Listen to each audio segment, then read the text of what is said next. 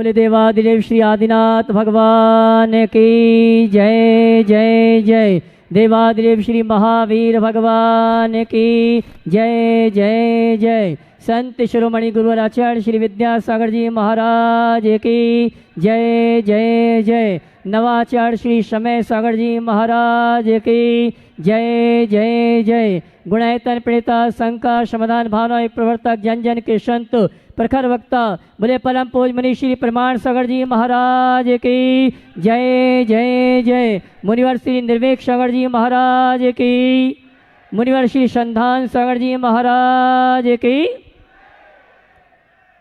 देवी अहिल्या की नगरी मालवा की शान, मध्य प्रदेश की आर्थिक राजधानी इंदौर के आचार्य श्री विद्यासागर सभागार से सकल जैन समाज की क्षमा वाणी के अवसर पर हम और आप टीवी चैनल का बहुचर्चित विश्वविख्यात शंका समाधान के कार्यक्रम में अपनी शंकाओं का समाधान गुरुवर के मुख से प्राप्त करें। उसके पूर्व पारस चैनल, जनवाणी चैनल, प्रमाणिक ऐप, आदिनाथ चैनल के माध्यम से जिस कार्यक्रम को देख को सुन रहे हैं उन सभी का और क्षमा वाणी के पावन अवसर पर उपस्थित सकल जैन समाज के श्रावक श्राविकाओं का धर्म प्रभावना समिति के साथ साथ सकल दिगंबर जैन समाज इंदौर हार्दिक अभिनंदन स्वागत करता है।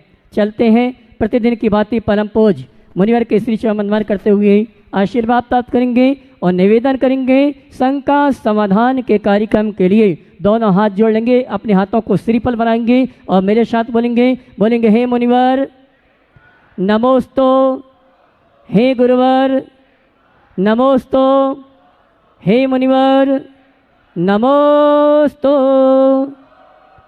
और आइए गुरुवर के आशीर्वाद से हम और आप शंका समाधान के कार्यक्रम में अपनी शंकाओं का समाधान प्राप्त करें। उसके पूर्व में उन सुधी श्रावकों के नामों की घोषणा कर रहा हूं जिन्होंने आज गुणायतन से जुड़ने का अवसर प्राप्त किया है। मैं चाहूँगा उनके नामों की घोषणा जब यहाँ से हो आप ताली बजा के उनके भावों की अनुमोदना करेंगे। गुणायतन स्तंभ से गुणायतन निर्माण नायक के रूप में श्रीमान चिराग जी, महाप्रसाद जी, उषा जैन, रामगंज मंडी कोटा हमारी उपस्थित नहीं है, ताली बजाकर उनका सम्मान करें।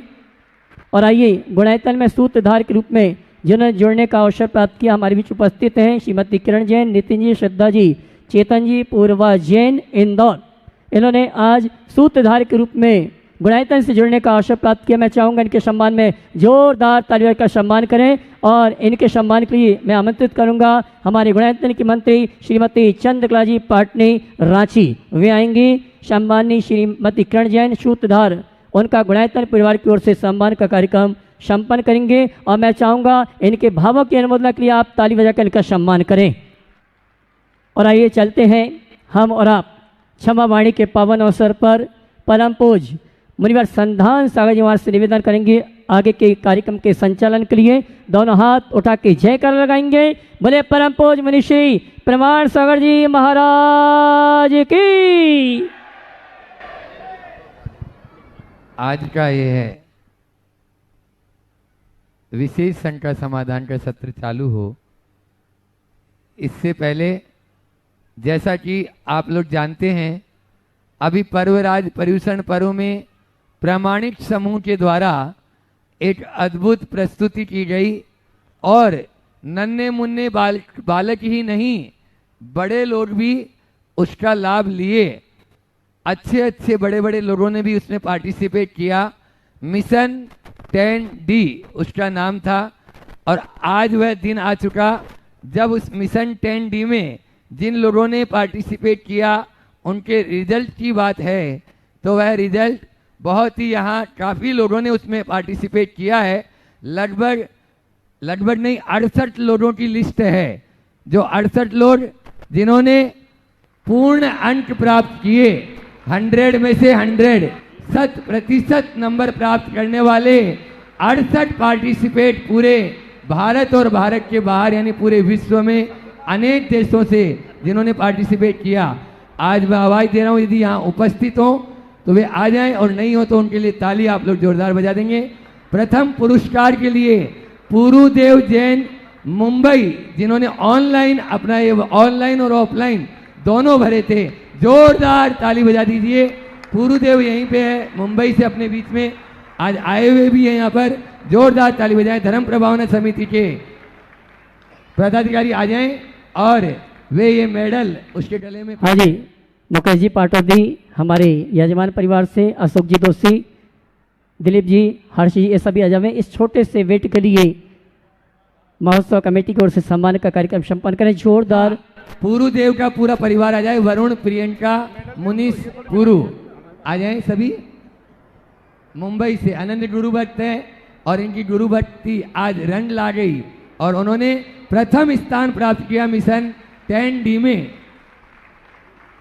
हाँ, और धर्म प्रवाह समिति द्वारा पुरस्कार प्रथम 100 ग्राम चांदी का मेडल गोल्ड प्लेटेड, द्वितीय 50 ग्राम चांदी का मेडल गोल्ड प्लेटेड और तृतीय पुरस्कार 50 ग्राम चांदी का मेडल गोल्ड प्लेटेड होगा। और कॉन्सुलेशन प्राइज में 108 जो प्रतिभागी हैं उनको सम्मानित किया जाएगा आने वाले समय में। हाँ, अनामिका, मनोज अनामिका भी आ जाए, वे भी सम्मान करेंगे छोटे से बालक का जिन्होंने बड़ा काम किया है छोटी उम्र में।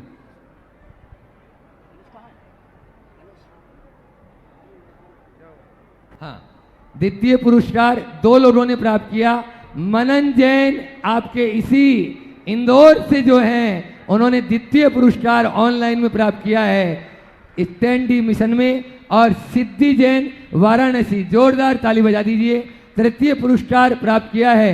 धृति जैन मुंबई, उन्होंने तीसरा पुरस्कार प्राप्त किया है ऑनलाइन में। और जिन्होंने ऑफलाइन जो मिशन 10D का दिया उसमें प्रथम पुरस्कार प्राप्त किया है देशना जैन पाल वीए, जोरदार ताली बजा दीजिए। और द्वितीय पुरस्कार प्राप्त किया है पर्व जैन कालानी नगर और तृतीय पुरस्कार अनुज जैन कालानी नगर से 2 जो है लोगों ने, बच्चों ने प्राप्त किया। और आपको बता दें देश के अनेक भागों से, यहाँ तक कि जो सराट क्षेत्र है उससे भी काफी 100 से अधिक एंट्रीज सराट क्षेत्र से आई, जहाँ पर धर्म की प्रभावना करने अपने सरा गुणायतन के पूज्य महाराज जी के आशीर्वाद से, गुणायतन के माध्यम से और जैन युवा संघ के माध्यम से यह सराट क्षेत्र में जो प्रभावना करने गए उसमें भी बहुत अच्छी प्रभावना रही। इस प्रकार से लगभग ऑफलाइन में 8 सांत्वना पुरस्कार और 3 फर्स्ट सेकंड थर्ड और ऑनलाइन में फर्स्ट सेकंड थर्ड 4 और 68 बालकों ने आपके सांत्वना पुरस्कार उनको दिया जा रहा है। इसी प्रकार से तत्वार सूत्र का जो एग्जाम हुआ उस तत्वार सूत्र में प्रथम पुरस्कार 31 लोगों ने 100% अंक प्राप्त किए, उसमें प्रथम पुरस्कार प्राप्त किया है अर्चना जैन सागर मध्य प्रदेश, जोरदार ताली बजा दीजिए, यहाँ उपस्थित होता आ जाएं। द्वितीय पुरस्कार प्राप्त किया है अनुबा जैन इंदौर मध्य प्रदेश और तृतीय पुरस्कार प्राप्त किया है भावना जैन राजस्थान। इस प्रकार से और 31 लोगों ने 100% अंक प्राप्त किए हैं। बाकी सूचना आपको बाद में। और जिन जिन लोगों ने इसमें पुरस्कार जिनको प्राप्त होगा वह धर्म प्रभावना समिति उनको ऑनलाइन ही पुरस्कार भी भेज देगी। अब गुरुवार के आशीर्वाद से अपन आज का संख्या समाधान प्रारंभ करते हैं। प्रथम प्रश्न के लिए मैं आमंत्रित कर रहा हूं आशीष जी जैन, देवेंद्र जी अजमेर, आशीष देवेंद्र जी अजमेरा साकेत गया, जिनके द्वारा आज पूज्य गुरुवर का संपूर्ण साहित्य 50% मूल्य पर आपको उपलब्ध भी कराया गया है। और गुणायतन के ट्रस्टी नहीं अनन्य गुरु भट्ट हैं, जब से पूर्वांचल में गुरुवर का उधर पदार्पण हुआ तभी से ये जुड़े हुए हैं। आ जाएं साकेत जी, जल्दी श्वेता भी हो तो आ जाएं बच्चों के साथ में।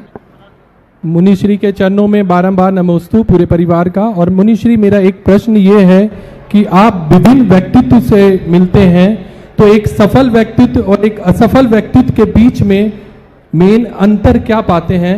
तो हम चाहते हैं महाराज जी आप ऐसा बताएं कि हम उसको समझ सकें और सही दृष्टिकोण अपना सकें। बहुत अच्छा सवाल। निश्चित बहुत तरह के लोगों से मिलना होता है और मैं जब भी मुझसे लोग मिलते हैं तो मैं केवल मिलता नहीं, लोगों को समझने की कोशिश भी करता हूँ। आपने पूछा एक सफल व्यक्ति और असफल व्यक्ति के बीच का अंतर आप क्या महसूस करें? मैं कहूँगा जो अपनी गलतियों से सीख लेके सुधार लेता है वो सफल व्यक्ति है, और जो गलतियों को दोहराता रहता है वो असफल होता है। ऐसे तो कई चीज़ें बताई जा सकती है, लेकिन मैं इसे एक मोटे रूप में लेता हूँ। गलतियाँ हर किसी से हो सकती है, लेकिन गलतियों से सीख लेने वाला आगे बढ़ता है और गलतियों को दोहराने वाला वहीं अटक कर रह जाता है। हमें चाहिए कि हम गलतियों से सीख लें, गलतियों को दोहराने से बचें, ये प्रयास करना चाहिए। दूसरी बात, एक सफल व्यक्ति हमें वही दिखता है जिसकी सोच सकारात्मक होती है और जो लगनशील होता है, अपने कार्य को बहुत तत्परता के साथ पूरा करता है, तो व्यक्ति एक सफल व्यक्ति के रूप में देखने को मिलता है। लेकिन असफल व्यक्ति प्रायः नकारात्मक सोच के धनी दिखते हैं, उनमें अंदर नकारात्मकता रहती है। मैंने ये भी देखा, ध्येयोन्मुख लक्ष्योन्मुखी व्यक्ति ही सफल होते हैं, जिनका चित्त विखंडित होता है, जिनका अपना कोई सुनिश्चित लक्ष्य नहीं होता, वे कभी सफल नहीं होते। तो अगर हमें एक सफल व्यक्ति बनना है तो गलतियों को सीख लें, सकारात्मक सोच रखें, लगनशील बने, कठोर परिश्रम करें और लक्ष्योन्मुखी बनकर के जिए, तभी हम सही अर्थों में सफल हो सकते। एक बार जोरदार ताली बजा दीजिए साकेत भाई, अपने आशीष भाई के लिए। वही व्यक्तित्व है जो पूजा के माध्यम से सकारात्मक कैसे होते हैं, और महाराज श्री जी कई बार इनको प्रवचन में कोट किए हैं। आज अपने बीच में नीति आयोग भारत सरकार से और सामाजिक कल्याण बोर्ड के डायरेक्टर अर्चना जी जैन यहाँ पर उपस्थित हैं। जोरदार तालियों से उनका स्वागत अभिनंदन कर दें। चाहूंगा धर्म प्रभावना समिति उनका भी स्वागत अभिनंदन करें और साथ में राहुल जी भी आ जाएं, संपर्क प्रमुख। शिरोमणि संरक्षक भी जीवदया की और राम मंदिर न्यास कमेटी में भी आप मेंबर हैं। अर्चना जैन अपना प्रश्न रख रही है और उसके बाद में तैयार रहेंगे बाहुबली अभिषेक मंडल पूरे सदस्यों के साथ इंदौर। बोलिए देवादिदेव आदिनाथ भगवान की, आचार्य गुरुवर श्री विद्यासागर जी महाराज की, हमारे गुरु गुणायतन प्रणेता, जन जन के प्रिय और शंका समाधान प्रणेता महाराज श्री प्रणाम सागर जी महाराज की, गुरुवर श्री संगान सागर जी महाराज की, गुरुवर की अक्षा में महाराज जी, यहाँ आकर क्षमावाणी पर मुझे सम्मिलित होने का मौका मिला तो अति प्रसन्नता हुई। और आपके दर्शन मैंने कुंडलपुर में किए थे, सागर में किए थे, उसके बाद अभी मुझे टाइम मिला है और इस समय मैं आ पाई हूँ। जब आपके समक्ष होती हूँ तो सारी शंकाएं यूं ही ख़त्म हो जाती हैं, लेकिन फिर भी मैं आपसे ये जानना चाहती हूँ, मेरी ये शंका का समाधान करें आप कि राजनीति में जैनों का कितना स्थान होना चाहिए और महिलाएं अपना, जैसे कि मैं राजनीति में हूँ तो मैं अपने राजनीति कैरियर में रहते हुए धर्म, समाज और राजनीति तीनों को कैसे सामंजस्य से बराबर समय दे। पहले तो मैं चाहूँगा एक बार अर्चना जी का जोरदार अभिनंदन करें। ये वर्तमान में नीति आयोग की सदस्य है और डायरेक्टर है सामाजिक कल्याण बोर्ड का। मैं समझता हूँ इन्हें जो दोनों दायित्व मिले हैं ये बहुत ही गरिमापूर्ण दायित्व है और हर किसी को यहाँ तक पहुँचना संभव नहीं होता। निश्चित ये इनके जीवन के लिए एक बड़ी उपलब्धि है और पूरे समाज के लिए गौरव का विषय है। नीति आयोग के जो भी सदस्य होते हैं वे हमारे देश की भावी नीतियाँ निर्धारित करते हैं। ऐसे आयोगों में यदि कोई निष्ठावान व्यक्ति जाता है तो निश्चित उससे हमारी संस्कृति को सही दिशा मिलती है, हमारी संस्कृति की रक्षा होती है। जो अर्चना जी ने प्राप्त किया है वह बहुत ही उपलब्धिपूर्ण बात है। मैं उनके इस उपलब्धि के लिए उन्हें बहुत बहुत आशीर्वाद देता हूँ। नमस्ते गुरुवर, नमस्ते। आपने जो राजनीति के क्षेत्र में महिलाओं को या जैन समाज को आगे आने की बात की है, मैं तो ये कहता हूँ कि आज के समय में सारी व्यवस्थाएं राजनीति के माध्यम से संचालित होती है। शासन और प्रशासन ये दो ही है सारी व्यवस्था को संचालित करने। सब लोग प्रशासन में लोग अपनी प्रतिभा के बल पर जाते हैं और प्रशासन को नियंत्रित करने वाले लोग शासक होते हैं, जिनके हाथ में सत्ता की बागडोर होती है और वो राजनीति के बल पर ही पहुंचा जाता है। समाज के लोगों में राजनीति की इच्छा शक्ति जगनी चाहिए और जिनमें ऐसी प्रतिभा है समाज को उन्हें प्रोत्साहित करना चाहिए और पूरी समाज को राजनीतिक पकड़ बना करके चलना चाहिए, ताकि समाज की जो भी मूलभूत समस्याएं हैं उनका निराकरण और निवारण हो सके। नहीं तो कई बार राजनीतिक पकड़ के अभाव में थोड़ी थोड़ी बातों के आगे पूरी समाज को बहुत परेशान होना पड़ता है। इसलिए हमें इन बातों का ध्यान रख करके चलना चाहिए, आगे बढ़ना चाहिए और जो भी आगे बढ़ रहे हैं उन्हें हमें आगे बढ़ाने की कोशिश करनी चाहिए। पर ये सब तभी होगा जब हम अपनी समाज की राजनीति को ख़त्म करें। मुझे तो ऐसा लगता है हमारी समाज की सारी शक्ति आपसी राजनीति में खंडित हो जाती। यदि हम अपनी शक्ति को आपसी राजनीति में खपाने की जगह घनीभूत करें और रचनात्मक दिशा दें तो वो बड़ी उपलब्धि का कारण बन सकता है। नमस्ते गुरुवर। बाहुबली अभिषेक मंडल इंदौर और उसके बाद में तैयार रहेंगे संस्कार जैन खोतमा मध्य प्रदेश। गुरुदेव के चरणों में बारंबार नमोस्तु नमोस्तु नमोस्तु। गुरुदेव, हमारा बाहुबली अभिषेक मंडल हर रविवार को हम लोग अलग अलग जिनालय में जाके पूजन अभिषेक शांति धारा करते हैं। और गुरुदेव, हमने जब इसकी शुरुआत की थी सितंबर 2022 पर्युषण महापर्व पर श्री शांतिनाथ दिगंबर जैन मंदिर शीतल नगर से, तब हम लोग केवल 5 या 7 सदस्य थे। आज हमारे ग्रुप में 103 मेंबर हैं और हम इंदौर और इंदौर के आसपास के 80 जिनालय में अभी तक अभिषेक और पूजन क्रिया कर चुके हैं। हमारा उद्देश्य केवल यही है कि हमारे ग्रुप से लोग जुड़ें और जिन धर्म की प्रभावना हो, और जितने भी नवयुवक हैं और जिनको झिझक होती है कि हम अभिषेक कैसे करें, इस तरह की क्रियाएं हम हमारे साथ वो करें। गुरुदेव, हमने आपका भावना योग शिविर 3 दिन का अटेंड किया। इसके बाद आपके आशीर्वाद से हमें गुरुदेव यहाँ पर अवसर मिला श्रावक संस्कार शिविर में भावना योग का। तो गुरुदेव, भावना योग में हमें अपने आप में एक अलग बदलाव और अलग ऊर्जा महसूस हुई और हम चाहते हैं गुरुदेव कि ये भावना योग हम भी अपने ग्रुप के माध्यम से आगे प्रचार प्रसार इसका कर सकें और हम लोग और जन जन तक पहुंचा सकें। गुरुदेव, हमारा प्रश्न है, अपने अपने प्रतिष्ठानों में लोग गुरुदेव का फोटो लगाते हैं, भगवान का फोटो लगाते हैं और मूर्ति वगैरह लगाते हैं, तो उनका हम दिया बत्ती या अगरबत्ती लगाते हैं तो ओम इतना लंबा व्याख्यान दोगे तो बाकी लोगों का क्या होगा भाई। सीधे सीधे सवाल करो। जी इतनी भूमिका बनाना अच्छी बात नहीं है।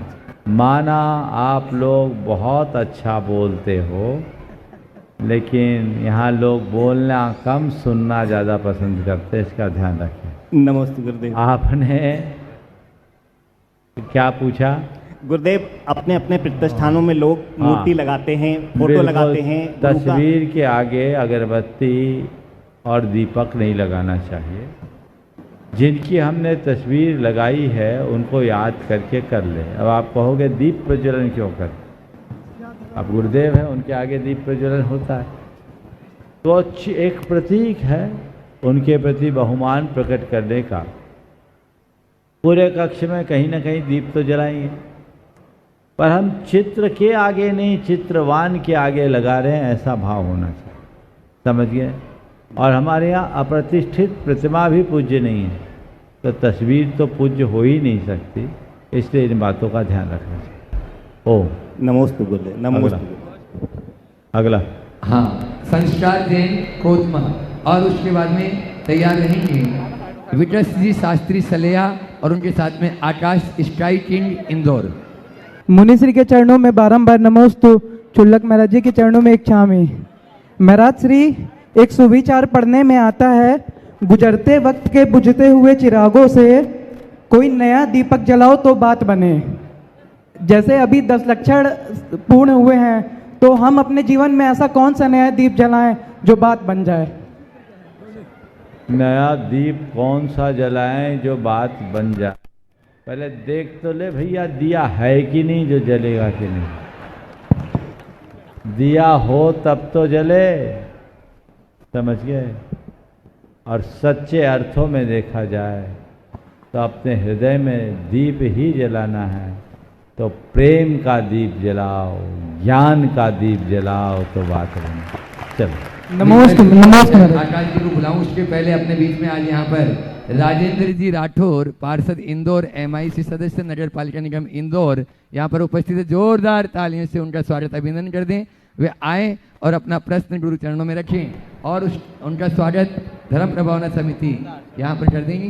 वहीं पर दोनों काम करें, वहीं पर दोनों काम एक साथ हो जाए और उसके बाद में विकास भैया और आकाश भैया तैयार हैं। आशीर्वाद प्रश्न ही है। चलिए विकास, आकाश बहुत सुंदर करो। विकास भैया जल्दी, हाँ। और उसके बाद में आकाश जी स्काई किंग इंदौर और तैयार रहेंगे। उसके बाद में रत्नत्रय ग्रुप वैभव नगर इंदौर। पूज्य गुरुवर के चरणों में कोटि कोटि नमोस्तु। और पूज्य गुरुदेव, आज स्टेटस के माध्यम से पता चला कि आज बेटी दिवस है। हाँ, तो मेरा प्रश्न यही है कि आदर्श बेटी कौन और हमें किसे मानना चाहिए और बेटी दिवस किस प्रकार से मनाना चाहिए? देखिए, आजकल तो सब चीज़ें एक एक दिवस में बदल गई, लेकिन सच्चे अर्थों में देखा जाए तो हमें इन सब के लिए कोई दिन नहीं, पूरा जीवन समझना चाहिए। एक स्त्री के 5 रूप होते हैं, उसमें सबसे पहला रूप होता है कन्या का। जब उसका विवाह होता है तो वो पत्नी बनती, पत्नी बनने के बाद आगे चल कर के माँ बनती है, जननी हो। परिवार का भरण पोषण करने के कारण भारिया होती और कुटुंब संस्था की प्रमुखा होने के कारण वह कुटुंबनी बनती। पत्नी से, कन्या से कुटुंबनी तक एक स्त्री के 5 रूपों में पहला रूप कन्या का है। एक आदर्श कन्या कैसी हो? जो अपनी मर्यादा में हो, जो संस्कारों से भरी हो, जो कला और गुणों में निपुण हो, जिसमें धर्मशीलता हो, उस कन्या को हम एक आदर्श कन्या के रूप में गिन सकते हैं। मर्यादा, संस्कार, कला गुणों में निपुणता और धर्मशीलता, ये 4 जिसमें आए वो कन्या एक साधारण कन्या न होकर आदर्श कन्या की श्रेणी में आएगी और आदर्श कन्या ही आगे चलकर आदर्श पत्नी, आदर्श बहू, आदर्श माँ, आदर्श भार्या और कुटुंबनी बन पाए। हाँ, आकाश इसका और उसके बाद में रत्नत्रय ग्रुप अभी बैठेंगे। हे पूज्य गुरुदेव, आपके पावन चरणों में बारंबार नमोस्तु। महाराज जी, एक बहुत ही सामाजिक गंभीर विषय पर मेरा यह प्रश्न है कि आधुनिकता की अंधी दौड़ में दौड़कर अपने अस्तित्व को समाप्त करती हुई मानव सभ्यता के समक्ष एक बहुत बड़ी दृश्यमान समस्या अदृश्य खड़े होकर के खड़ी हुई है, जिसका नाम है वर्चुअल ऑटिज्म। वर्चुअल ऑटिज्म यानी कि 3 साल या उस उम्र के बच्चे मोबाइल के प्रति इतने अधिक आकर्षित हैं कि वे उसको देखे बिना कुछ करना ही नहीं चाहते, और कुछ माता पिता अपनी जिम्मेदारियों से हटने के लिए डिवाइसेस का सहारा लेकर के बच्चों को उनके भरोसे छोड़ करके अपने कामों में लग जाते हैं। ऐसी स्थिति में कई बार महाराज जी ये भी देखने में आता है कि कुछ बच्चे भोजन नहीं करते तो माँ बाप उनको मोबाइल दे देते हैं, ले तू मोबाइल देख, हम भोजन कराते हैं। तो महाराज जी, इस समस्या के कारण आगे चल के मानसिक रूप से और शारीरिक रूप से जो बच्चे असक्षम होते जाएंगे, इससे कैसे जूझा जा सकता है और माता पिता की और हम सभी की इसके प्रति क्या जिम्मेदारी बनती है? देखिए, समस्या बहुत गंभीर और विकराल रूप ले सकती है, ले रही, और इसके प्रति सभी को बहुत गंभीरता का परिचय देना चाहिए। ये कोई साधारण बात नहीं है और इसके दुष्परिणाम सामने आने भी लगे। ऐसे बच्चे प्राय आत्म केंद्रित रहने लगे और अनेक गंभीर बीमारियों के शिकार भी हो रहे।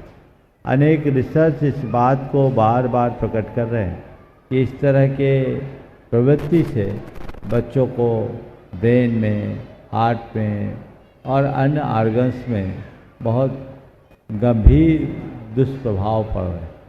तो वो गंभीर बीमारियों के भी शिकार होते हैं, इनसे बचना चाहिए। लेकिन ये सब केवल कहने से नहीं होगा, इसके लिए तभी कुछ होगा जब माँ बाप खुद बच्चों के प्रति जागरूक हों और बच्चों के भविष्य के लिए खुद को सुरक्षित रखें। मेरे संपर्क में एक दंपति है जो सिंगापुर में रहते हैं, एक मल्टीनेशनल कंपनी में बहुत हाई रैंक पर काम कर रहे हैं। उन्होंने अपने बच्चे के खातिर एक बड़ा संकल्प लिया कि हम अपने ऑफिस से बाहर इंटरनेट का प्रयोग ही नहीं करें। वो अपने घर में बेसिक फ़ोन यूज करते हैं, स्मार्टफोन रखते ही नहीं। सामान्य फ़ोन जो नोकिया वाला होता है ना 1000 शुरुआत, वो रखते हैं। बोले हम लोगों ने नियम ले लिया कि यदि हम मोबाइल का उपयोग करेंगे तो बच्चे को मना कैसे करेंगे। हमारे लिए इंटरनेट की ज़रूरत मूलतः ऑफिस में है, दिन भर ज़रूरत नहीं तो हम क्यों नेट चलाएं। अगर हमें समाचार सुनना है तो उसके लिए हमारे घर में टीवी है, इस डिवाइस की ज़रूरत क्या है। बोले महाराज हम दोनों ने आपस में तय किया और हम लोग इस नियम को निभा रहे हैं।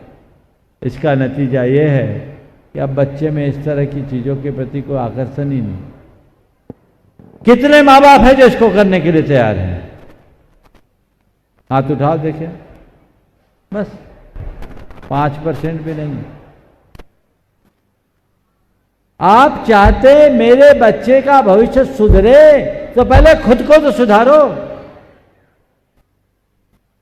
बच्चों को दोष दोगे और खुद ही बिगड़े हो तो मामला कभी नहीं सुधर सकता।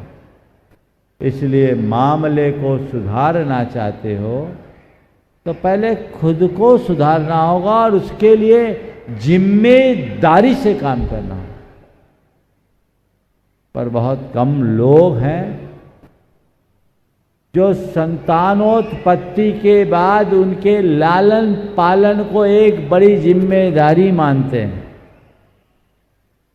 कहते जरूर है पेरेंटिंग पेरेंटिंग पेरेंटिंग, पर सही तरीके से पेरेंटिंग कैसे होती ये भी तो जानना चाहिए।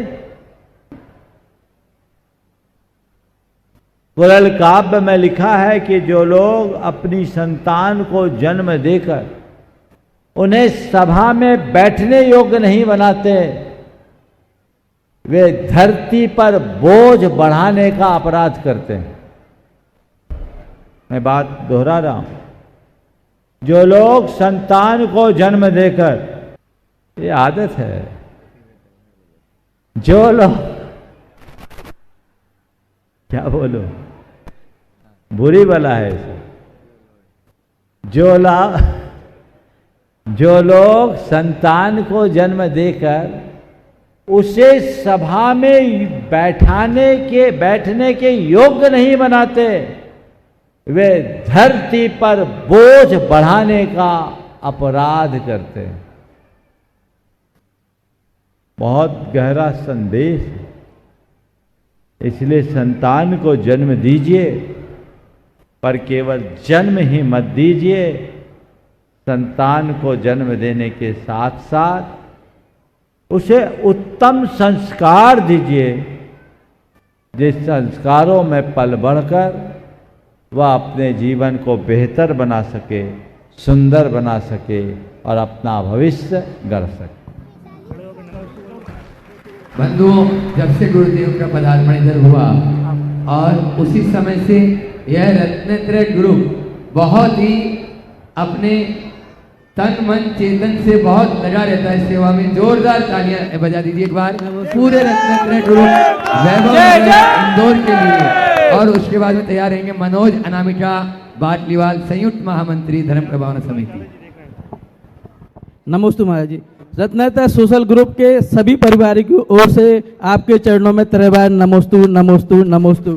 महाराज जी, हम यह जानना चाहते हैं कि हम कौन सी छोटी छोटी एक्टिविटी करें जिससे धर्म प्रभावना में भी हम सब आगे आएं और ग्रुप की एकजुटता बनी रहे। मैं चाहूँगा कि एक बार इस रत्नत्रय ग्रुप का जोरदार अभिनंदन करें। बहुत ही कर्मठ, लगनशील और समर्पित लोगों का ये समूह है। आप देखते हैं जिस समय लोग सोए रहते हैं उस समय ये लोग हम लोगों के पास हाजिर रहते हैं। आप लोग जिस तरह की गतिविधियां कर रहे हैं वो बहुत सराहनीय। और मैं लोगों से कहूँगा कि इस तरह आप लोग भी प्रेरणा लें ताकि समूह में रहकर हम धर्म के प्रभावना का कार्य कर सकें। देखिए, किसी भी कार्य में आगे बढ़ना हो और ख़ासकर प्रभावना के कार्य को आगे बढ़ाना हो तो सबसे पहली ज़रूरत है सामूहिकता की भावना को जगाना। आप कोई भी कार्य करें तो उसमें ऐसा लगे कि हम अकेले नहीं, मेरे साथ बहुत लोग हैं। ये सामूहिकता का भाव जगे और लोग अपनी सामूहिकता या सामूहिक जिम्मेदारी का एहसास करें। और उसके लिए समय समय पर ऐसे कुछ न कुछ उपक्रम करते रहना चाहिए जिसके माध्यम से लोगों को एक साथ रहने का अवसर मिल सके। रोज ना हो पर जब भी अवसर आए तब हो सके। लोग रविवार को इस तरह के को उपक्रम कर सकते हैं, मंदिर में सामूहिक पूजन के लिए, पाठ के लिए, किसी के घर में सामूहिक रूप से जाकर के कोई पाठ करने के लिए, कुछ नहीं है तो 48 मिनट के लिए नमोकार मंत्र का पाठ करने के लिए ग्रुप बना करके अगर ऐसे लोग करें तो एक अच्छा कार्य हो सकता है। सप्ताह में, 15 दिन में, महीने में एक बार आसपास के मंदिरों के जैसे भी बाहुबली ग्रुप ने तय किया, अलग अलग मंदिरों में जाकर अलग अलग दर्शन करने की योजना, आसपास के तीर्थों की बनना, कोई ना कोई ऐसा निमित्त बनाए और उस निमित्त को बनाकर कोई ऐसी एक्टिविटीज करे जिससे बड़ा काम हो सकता है। और रत्नत्रय ग्रुप के लिए मैं एक और संदेश देना चाहता हूँ, बहुत अच्छा होगा। मैं चाहता हूँ तुम्हारा ग्रुप तो रत्नत्रय हो गया पर तुम्हारे जीवन में भी रत्नत्रय है। उसके लिए एक छोटा सा उपाय अगर कर लो तो बहुत अच्छा हो। कर लेंगे महाराज जी, करेंगे करेंगे सब लोग। ऐसा करो कि महीने में एक दिन, साल में 12 महीने होते हैं, 12 सदस्य हो, वो अपने घर में शुद्ध भोजन कराएं और अपने समूह के 5 व्यक्ति को बुलाकर कम से कम शुद्ध भोजन कराएं। जरूर महाराज जी, जरूर। ये उपक्रम शुरू करो, 5-5 व्यक्तियों को बुलाएंगे। इससे हमारी व्यवस्था बनेगी और जिस दिन शुद्ध भोजन करें उस दिन एकासन करें, बहुत बढ़िया, शुद्धि के साथ भोजन करें, मुनियों जैसा भोजन करें ताकि अंदर संस्कार जगे, रत्नत्रय का भाव हो। तो कोई 5 किसी के यहाँ, कोई 5 किसी के यहाँ, क्योंकि पूरा ग्रुप हो जाए तो फिर पूरी पंगत हो जाएगी, इसलिए मैंने 5 का लिमिटेशन किया। लेकिन ऐसा करो कि पूरे ग्रुप को साल में एक मौका मिले, अलग अलग अलग अलग अलग, किसी के यहाँ कोई 5 दिन में, कोई 5, ऐसे करे तो ये भी एक नया प्रयोग होगा। और उससे एक लाभ ये होगा कि आपके घर के चौके की शुद्धि बनी रहेगी और इस एक्टिविटी में आपकी घरवालियाँ भी अच्छे से जुड़ जाएगी। नमस्ते महाराज, नमस्ते महाराज जी। हम लोग भी हर शनिवार स्वाध्याय करते हैं, हर संडे अभिषेक करने जाते हैं और हम लोगों ने गोकुल नगर में शिखर का शिलान्यास भी किया है। बहुत सुंदर। अब नेक्स्ट क्वेश्चन है डॉक्टर विशाल जी के पिताजी का। मैं नमोस्तु नमोस्तु मुरीद्वय को इच्छामी छुल्लक महाराज। मैं डॉक्टर चंद्रकीर्ति जैन ललितपुर जाखलोन से हूँ। महाराज श्री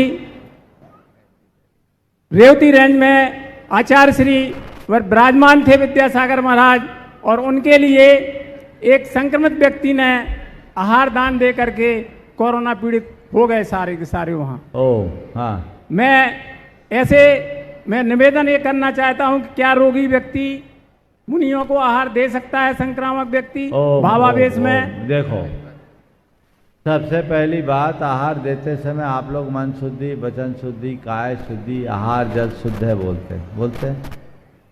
काय शुद्धि का मतलब क्या है? केवल 16। अरे जिसको बुखार है, जिसको कोई संक्रामक बीमारी, उसकी काया शुद्ध कहाँ? और जिसकी काया शुद्ध नहीं, उसकी शुद्धि सच्ची कहाँ? और जिसकी शुद्धि झूठी है, उसका सच्चा पुण्य कहाँ मिलेगा? उसका पुण्य भी झूठा हो जाएगा।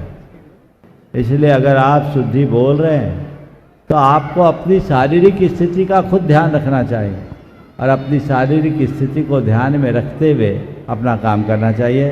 ग्रुप के लिए सवाल हो गया। मैं देख रहा हूँ डॉक्टर विशाल आपके ग्रुप में हैं और कल डॉक्टर विशाल का नंबर रह गया था, आज डॉक्टर विशाल करेंगे आखिरी सवाल। चलो विशाल, डॉक्टर विशाल कीर्ति। हाँ, नमस्ते गुरुदेव। गुरुदेव, मेरे सवाल का जवाब आपने पहले ही दे दिया था, जिसमें मैंने आपसे पूछा था कि रात्रि में कभी मरीज को कोई आवश्यकता रहती है दवा देने की, तो उसमें जो है कई बार धर्म की वजह से हम दवा नहीं दे पाते, जबकि शास्त्रों में ऐसा उल्लेख है कि हम जो है अगर ऐसा कोई बीमारी किसी को हो जाए तो वो अपना प्रायश्चित लेकर ऐसा कर सकता है। वही महाराज जी। देखिए, इस विषय में शायद मैंने कल दूसरे प्रश्न के उत्तर में उत्तर दे दिया। एक उक्ति, आपत्ति काले मर्यादा नास्ति। जब कोई ऐसी गंभीर आपत्ति हो तो उस समय मर्यादा नहीं हो, लेकिन ये भी देखना चाहिए आपत्ति है कैसी, उसकी कंडीशन देख करके तुरंत स्वविवेक से निर्णय लेना चाहिए। छोटी मोटी बातों में अगर अपने नियमों को हम शिथिलता देने लगे तो ठीक नहीं। ओ बस आगे देखो। मनोज, अनामिका, आगम, मुस्कान अपने पूरे परिवार के साथ में यहाँ पर हैं, जो डुणाइतन के संरक्षक भी हैं, और उसके बाद में तैयार रहेंगे वैभव नगर महिला मंडल इंदौर, नीलम जी कासलीवाल प्रश्न करेंगे। परम पूज्य गुरुदेव सहित श्री संघ के पावन चरणों में 3 बार नमोस्तु नमोस्तु नमोस्तु। गुरुदेव, प्रश्न मानस पूछ रहा है। नमोस्तु गुरुदेव। गुरुदेव, आजकल इस दिखावे के ज़माने में सभी लोग दिखावा करते हैं, कुछ अपने बंगले का, कुछ अपनी गाड़ियों का, और भिन्न भिन्न प्रकार के दिखावे करते हैं। हम लोग भी दिखावा करते हैं। हम दिखावा करते हैं जैन होने का। अब जब ऐसे प्लेटफॉर्म पर हम हैं जहाँ पर सिर्फ हम जैन हैं और जैनत्व को रिप्रेजेंट कर रहे हैं, तो ऐसे प्लेटफॉर्म पे हमारी क्या जिम्मेदारियाँ बनती है? कृपया मार्गदर्शन दीजिए। देखिए, दिखावा और जैन होने का दिखावा, अरे भैया, जैन होने का दिखावा होना ही नहीं चाहिए। तुम्हारे भीतर जैन दिखना चाहिए। दिखावा तो तब हो जब तुम्हारे अंदर ना हो। यदि तुम्हारे भीतर जैनत्व होगा तो जो भी तुम्हें देखेगा उसको केवल जैन दिखेगा। एक पुलिस अधीक्षक थे, जैन धर्म से बहुत प्रभावित थे। जैन मंदिर भी आते थे, नाम नहीं ले रहा हूं, और लोगों ने सोचा है जैन धर्म के प्रति बड़ा झुकाव रखता है, जैनियों के प्रति झुकाव रखेगा। एक जैन व्यक्ति ने एक क्राइम किया और लोग उसे लेकर इस आशा से चले गए कि ये मदद करेंगे। वो बहुत ऑनेस्ट था। उन्होंने कहा, भैया मैं आप में आपकी इसमें कोई मदद नहीं करूंगा, बल्कि मैं तो आपको डबल दंड दिलवाना चाहूँगा, क्योंकि आपने पहला काम तो क्राइम करने का किया और दूसरा जैन होने के बाद क्राइम किया। मैं दोहरा दंड देना चाहूँ। लोगों की आंखें खुल गई। बोले, मैं जैन कुल में जन्म नहीं लिया, लेकिन फिर भी जैनिज्म से बहुत प्रभावित हूँ, और मैं अपने जीवन में रिश्वत नहीं लेता, मैं कोई क्राइम नहीं करता, और आप जैन होकर क्राइम कर रहे हो और मुझसे मदद की आशा लेकर आए हो, ये ठीक बात नहीं है। और उन्होंने बहुत गहरा वाक्य कहा, भाई साहब, नाम के जैन मत बनिए, काम के जैन बनिए। तो जब जैन दिखे और जैन लोग एक प्लेटफॉर्म पर हो तो उस समय जैनों के बीच में एक ही चर्चा का विषय होना चाहिए कि हम जैनत्व को दिगंत व्यापी कैसे बनाएं, हम अपने जीवन में जैनत्व को किस भांति साकार करें, अपना आचार और व्यवहार कैसे इतना प्रभावी बनाएं कि हर कोई जैन धर्म के प्रति आकर्षित हो सके। नमोस्तु महाराज जी, नमोस्तु। वैभव नगर महिला मंडल नीलम जी कासलीवाल के नेतृत्व में और उसके बाद में तैयार रहेंगे पाटनी मंडल इंदौर।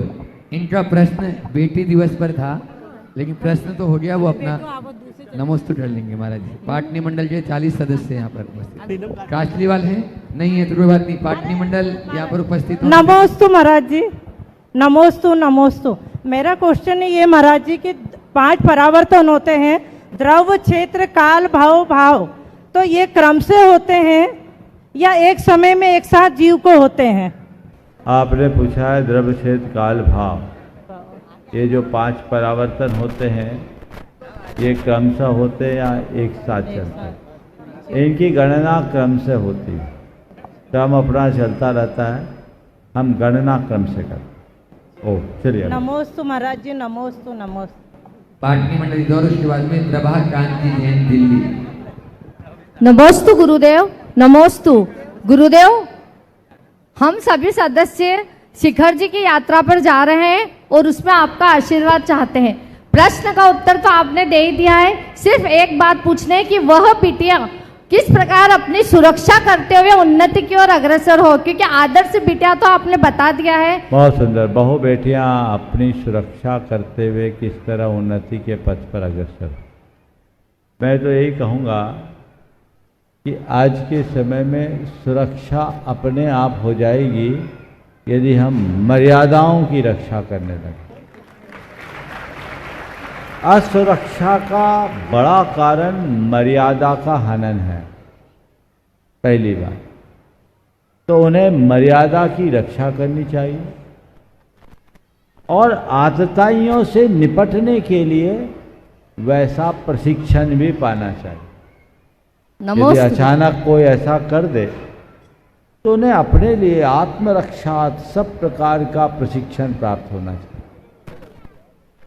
मैंने पहली बात की, यदि हम अपनी मर्यादाओं का ध्यान रखें तो हमारी आधी समस्या ऐसी है। आगे गुरुदेव जी आशीर्वाद भी चाहिए शिखर जी यात्रा के लिए। नमोस्तु गुरुदेव। और उसके बाद में तैयार रहेंगे शरद जी सराव की कटनी, शिरोमणि संरक्षक हैं गुणाई। गुरुदेव के चरणों में त्रिवार नमोस्तु। गुरुदेव, ये प्रश्न मेरा अपने अनुभव से है। विगत कई वर्षों से जैसे कई बार मेरा अपने कार्य के सिलसिले में कई कॉन्फ्रेंस इवेंट्स में जाना होता है और 5 स्टार्स में जनरली कॉन्फ्रेंसेस वगैरह होती हैं, तो मेरा एक नियम है कि मैं किसी भी परिस्थिति में वहाँ पे भोजन नहीं करता हूँ और कई बार अपने डायरेक्टर्स के साथ भी जाना होता है। तो इसी विषय पे कई बार धर्म पे चर्चा होती है और एक तो अच्छा लगता है कि धर्म की प्रभावना होती है, उन्हें मर्यादा जैन के बारे में समझ में आता है।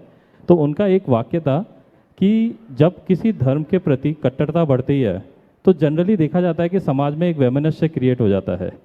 लेकिन उन्हीं के शब्द थे जब उन्होंने कहा कि कोई जैन व्यक्ति जब कट्टर होता है या जैन समाज जब कट्टर होता है तो समाज में अहिंसा का संदेश जाता है, सद्भावना का संदेश जाता है। तो वो इतनी प्रभावित वाक्य लग रहा था, तो मुझे लगा कि शायद हमारी कट्टरता हमारे और हमारे देश के लिए बहुत अच्छी होती है। तो इसी के संदर्भ में गुरुदेव आपका मार्गदर्शन। वाक्य को मैं संशोधित करूंगा, शब्दों को संशोधित करूंगा। कट्टरता कतई उचित नहीं होती और मैं कभी कट्टर बनने की बात ही नहीं करता। कभी कट्टर मत बनना, कट्टरता मत अपनाना। कट्टरता कटुता बढ़ाती है। हाँ, दृढ़ता रखो, निष्ठा बढ़ेगी। कट्टरता और दृढ़ता में बड़ा अंतर है। जब हम कट्टरता को अपनाते हैं तो अंदर से कठोर हो जाते हैं और खुद की महत्ता को ख्यापित करते हुए सामने वाले को कमतर साबित करने की कोशिश करते हैं। ये कटुता का एक बड़ा कारण बन जाता है। लेकिन जहां दृढ़ता होती है वहां विनम्रता भी होती है, उसका प्रभाव पड़ता है। मैं अपने आप में दृढ़ हूं। ये मेरी चर्या, ये मेरी क्रिया है, मुझे ये अच्छा लगता है, ये मेरी लाइफ स्टाइल है और इसमें लॉजिक है, ये अहिंसा है। मैं आपसे ये नहीं कह रहा हूं कि आप लोग गलत हो, पर मैं जो कर रहा हूं मुझे उसमें संतोष है, मुझे अच्छा लगता है, मेरी लाइफ स्टाइल है, मैं इसे अपना रहा हूं विनम्रता के साथ। यदि आपको अच्छा लगे आप भी ट्राई कर सकते हैं, ये दृढ़ता है, इसमें मैं कॉम्प्रोमाइज नहीं कर सकता, माफ कीजिएगा, आपका मैं इसमें साथ नहीं दे सकता, ये मेरी दृढ़ता है। इसलिए जैनियों को अपने धर्म में दृढ़ धर्मी होना चाहिए। दृढ़ धर्मी और प्रिय धर्मी बनो, कट्टर मत बनो, कठोर मत बनो, नम्र बनो, नत बनो। तो जो तुम्हारे डायरेक्टर्स और तुम्हारे उच्चाधिकारी ने ऐसी बात कही है, उनकी ये बात अभिनंदनीय है, और ये बात एक कट्टर जैन के प्रति प्रकट नहीं हो सकती, एक दृढ़ और विनम्र जैन के प्रति ही प्रकट हो सकती है। बंधुओं, मैं आपसे कहूंगा एक बार इस प्रभाकांत का जोरदार अभिनंदन करें। एक बहुत बड़े कंपनी में ये काफ़ी रूरल डेवलपमेंट का काम करते हैं, CSR के काम को आगे बढ़ाते हैं, लेकिन पूर्णतः भारतीय संस्कृति का अनुकरण करते हुए और एक नई सोच के साथ ये व्यक्ति आगे बढ़ रहे हैं। आप सबको सुनकर थोड़ा आश्चर्य भी लगेगा, अटपटा सा लगेगा। इनका बेटा कोविद पीछे खड़ा है, सामने आ जा बेटा। अब तो मेरे ख्याल से 16-17 साल का हो गया हो। 16 का हो जाए, 15.5 का हो। इन्होंने अपने बच्चे की स्कूलिंग नहीं कराई और एक नई अवधारणा के साथ अपने बच्चे का पूरा पालन पोषण किया, और उसकी शिक्षा को देखोगे तो अच्छे अच्छे डिग्रीधारी भी उसके आगे फैल होंगे। संस्कार युक्त शिक्षा, ये भी एक अवधारणा है। बच्चे की पहली पाठशाला तो उसका घर हो। शिक्षा का मतलब चंद डिग्रियां धारण करना नहीं, शिक्षा का असल अर्थ तो है कला गुणों में निष्णात होना। और इन्होंने एक बड़ा साहसिक फैसला लिया। जब हम 2017 में उदयपुर चातुर्मास कर रहे थे, तब से जुड़े, तब इनने बताया तो मुझे लगा कि वाकई में ये भी एक बहुत ही अनुकरणीय पहल है। और मैं मानता हूँ अगर बच्चों को इस तरीके से आगे बढ़ाया जाए तो आज के तथाकथित डिग्रीधारी बच्चों से कहीं बेहतर परिणाम वो दे सकते हैं। एक बार जोरदार अभिनंदन। और मैं चाहूँगा धर्म प्रभावना समिति के पदाधिकारी इस पूरे परिवार का वहीं जाकर अभिनंदन कर दें। पहुँचिए जल्दी, स्त्री पुरुष सब पहुँच जाए। शरद जी सरावगी शिरोमणि संरक्षक गुणायतन अपना प्रश्न रखे, उसके बाद में वरुण प्रियन, हाँ, और शरद जी का भी सम्मान वहीं पर ही धर्म प्रभावना समिति पदाधिकारी पहुंच जाए। गुरु जी के चरणों में कटनी दिगंबर जन पंचायत का नमोस्तु, और कटनी में विराजमान भावनावती माता जी का भी आपके चरणों में नमोस्तु नमोस्तु। गुरु जी, मेरा क्वेश्चन ये है कि मैंने कल रात को देखा एक वीडियो वायरल हो रहा है। हर 2-3 महीने में एक नया वीडियो देखता हूँ कि 2 बच्चे दिगंबर रूप में कमंडल और पीछे लेके चल रहे हैं और माताएं उनका प्रणाम कर रही हैं। ऐसा हर 2-3 महीने में देख रहा हूँ। कल रात को फिर भी देखा तो मुझे बड़ा दुख हो रहा था। गुरुजी, मैं खुद ही उत्तर दे रहा हूँ कि हमारे 28 मूल ग्रंथ के गुरुवर भगवान रूप और ऐसा बच्चों के साथ लोग बन के बना रहे हैं। क्या ये वीडियो उचित है कि नहीं? मैं तो इसका विरोध करता हूँ।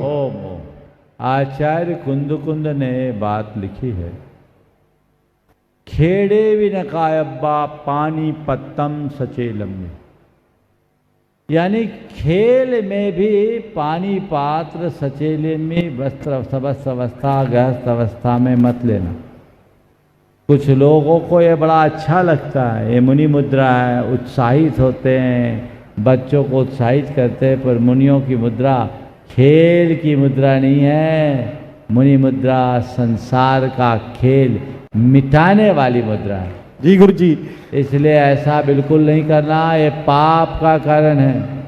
बच्चों को मुनि, नकली मुनि मत बनाओ, बच्चों को असली संस्कार दो, ऐसा संस्कार दो कि बड़ा होकर तुम्हारा बच्चा असली मुनि बने और पूरे कुनबे का उद्धार करे।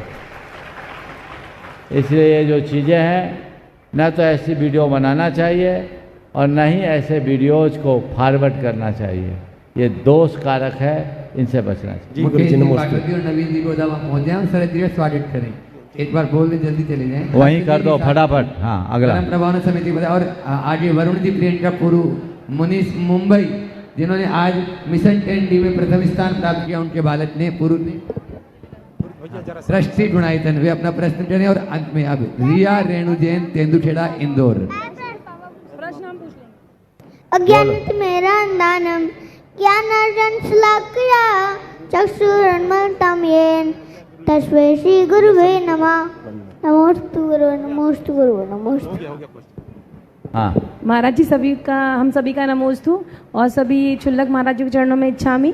महाराज जी, मेरा प्रश्न ये है कि जैसे आज इतने सारे लोग बैठे हैं और मैं अपने लिए भी, कि आज के उसमें माता पिता अपने बच्चों को किस तरह समय दें और बच्चों के लिए उस समय की क्या प्रासंगिकता है? देखिए, माता पिता अगर कुछ दे सके बच्चों को तो सबसे पहले समय दें। अगर बच्चों के लिए निवेश करना चाहते हो तो समय का निवेश करें, क्योंकि समय में ही संस्कारों का प्रवेश होगा। इसे सब कुछ करें, समय दें। और उनके पिताओं को अपने काम से फुर्सत नहीं और माताओं को किटी पार्टियों से फुर्सत नहीं, तो मामला गड़बड़ हो जाता है। तो बच्चों को समय देना बहुत ज़रूरी, उसका ध्यान सभी को रखना चाहिए। मधुआ समय होने को है, लेकिन जैसा आपको बताया गया, कल परसों यहाँ के विश्वविद्यालय में कौन से स्थान पर होगा उसकी वास्तविक सूचना दे दीजिए। परसों 1:30 बजे से यहाँ के विश्वविद्यालय की कुलपति श्रीमती डॉक्टर रेणु जैन के आग्रह से वो 2-3 स्थान है, वहाँ वो आप लोगों को व्हाट्सएप के माध्यम से सूचना मिल जाएगी। प्रवचन का विशेष कार्यक्रम रखा गया, वो बहुत ही एक विशेष कार्यक्रम है, जिसमें विश्वविद्यालय के पूरे प्रोफेसर और छात्रों के लिए एक विशेष प्रबोधन का कार्यक्रम आप लाभ लेंगे। इसी तरह आने वाले सिद्ध चक्र महामंडल विधान, जिसकी सूचना आप सबको दी जा रही है, ये अपने आपका एक ऐतिहासिक विधान, 108 मंडलीय सिद्ध चक्र विधान, जिसके अंत में 108 रथ यात्रा चलेगी इंदौर शहर में। पहली बार, मैं समझता हूँ सब जगह पहली बार ऐसी रथ यात्रा होगी। आप उसमें सहभागिता दें। मंडल तो पूरे हो गए, लेकिन चिंता करने की बात नहीं है। मंडप में आपको स्थान मिल रहा है, और जो उसमें अपनी सहभागिता लेना चाहते हैं 30 तारीख तक अपना नाम जरूर दे दें। बंधुओं, आज हमारे और इस बात को विशेष रूप से ध्यान देकर अपना काम करें। आज अभी मुझे जानकारी मिली, हमारे समाज के एक विशिष्ट विभूति प्रभात जी मुंबई, प्रशांत जी मुंबई, जो HDFC वाले थे, इनको आज मुंबई की समाज ने, अब उनकी एक कंपनी 3P, और आज मुंबई समाज ने उन्हें समाज रत्न की उपाधि से विभूषित किया है। निश्चित ये समाज के लिए बहुत गौरव का विषय है, और वो इस लायक हैं भी। बड़े दानशील, उदार, श्रद्धावान, निष्ठावान, कर्मठ और समर्पित श्रावक है। मैं ऐसे मौके पर उन्हें बहुत बहुत आशीर्वाद देता हूं, और समाज से भी अपेक्षा रखता हूं कि उनके प्रति समाज के द्वारा किए गए इस बहुमान की भूरी भूरी प्रशंसा करें और अनुमोदना करें। समय आप सबका हो गया, यहीं पर विराम। बोलिए परम पूज्य आचार्य गुरुवर श्री विद्यासागर जी महाराज।